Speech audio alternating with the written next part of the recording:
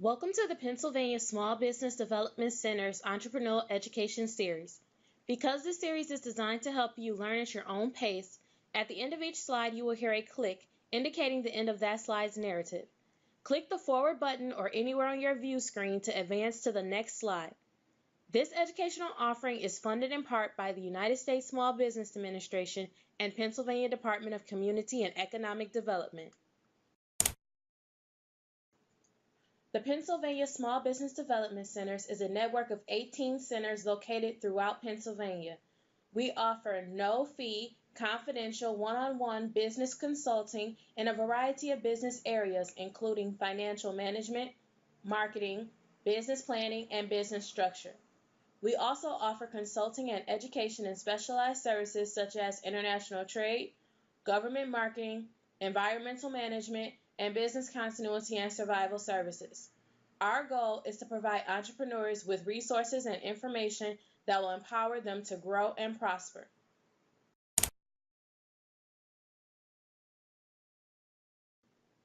This webinar series is designed to prepare you to enter the world of entrepreneurship. At the completion of these 6 webinars, we hope you will be comfortable with the concepts of registering your business and reaching out to lenders or investors, understanding your target market and financial statements, as well as writing your business and marketing plans. Each webinar should take you less than 30 minutes to complete.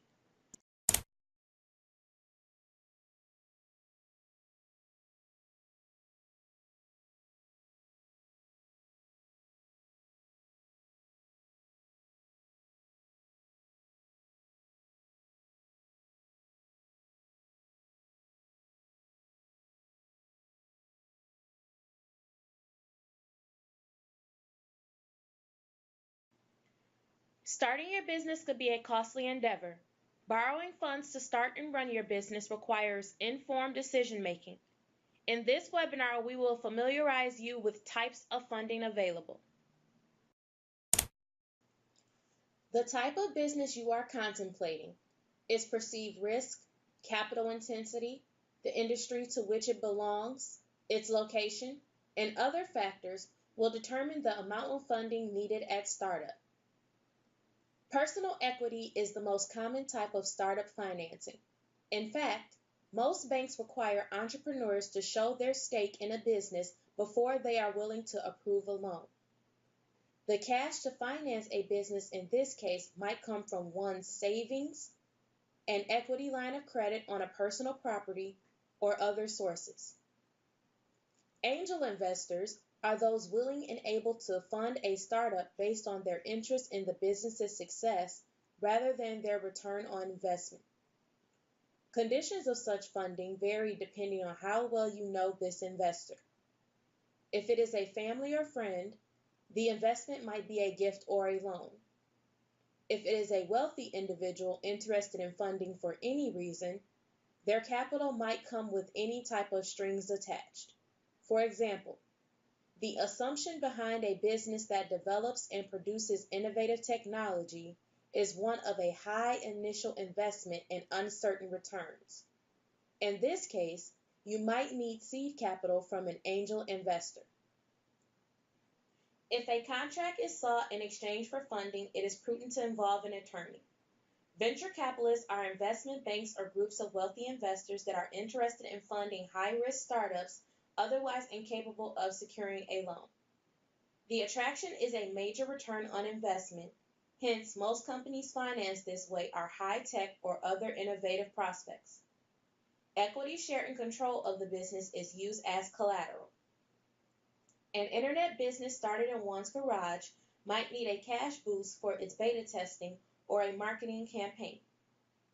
Depending on the scale of these operations, they may need a sizable investment from a venture company.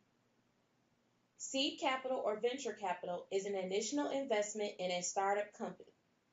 It is associated with high risk and potentially great returns and used for pre-venture purposes, research and development, to attract venture capitalists, and generally to get the business off the ground. It is almost always secured in exchange for an equity share of the business. Seed capital can come from the founders, venture capitalists, angel investors, or banks.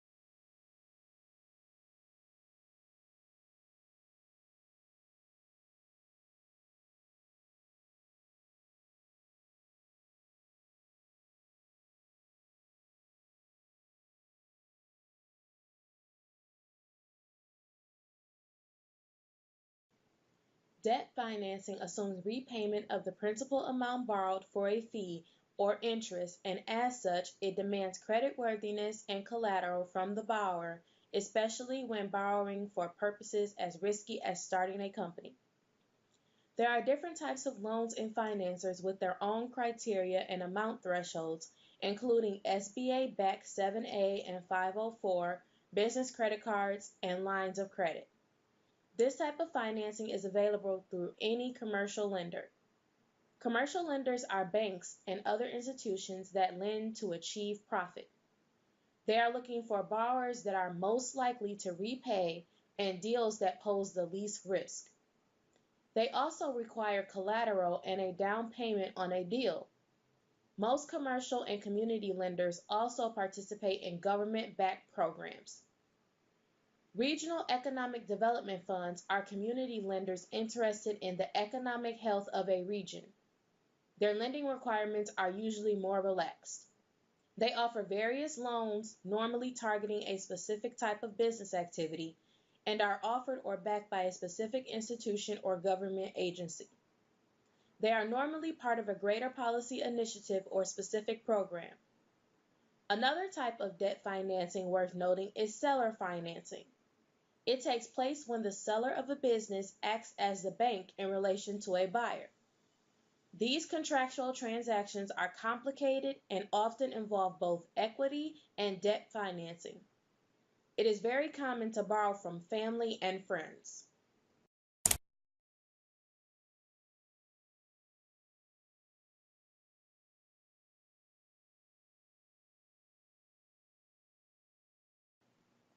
One of the most common types of debt financing is a term loan.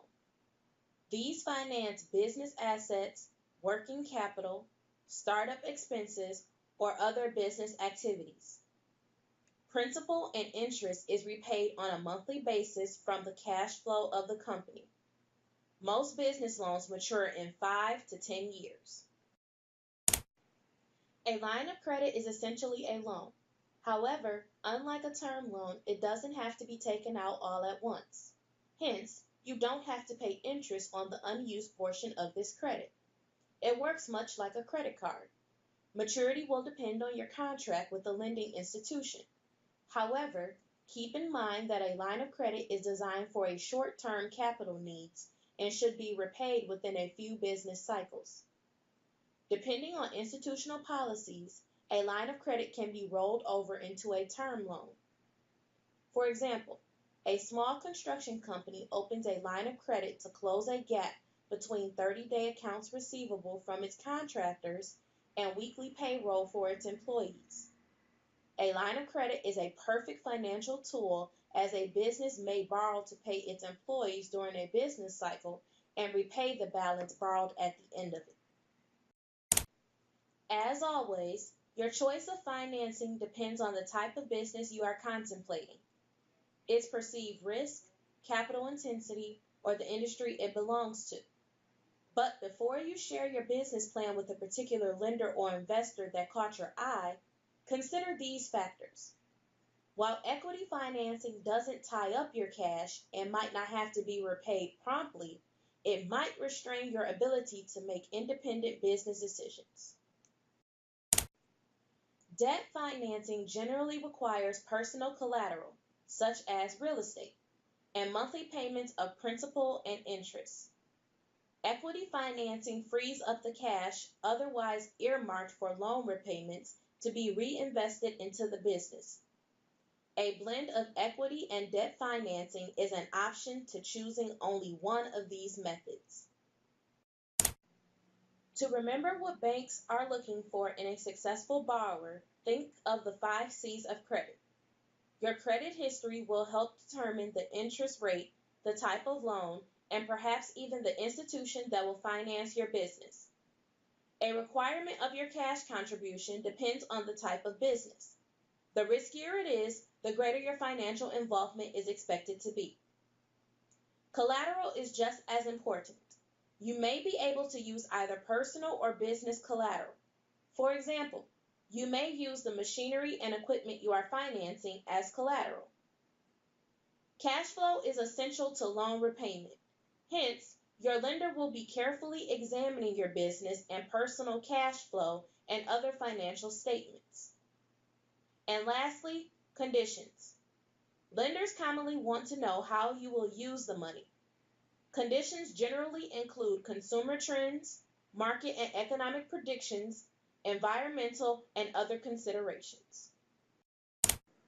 When looking for funding, ensure that the sources you utilize are reliable. The tools provided here will help you identify government-backed lending, grant programs, and participating lenders near you. Thank you for viewing our Where Can I Find Funding to Start My Business webinar.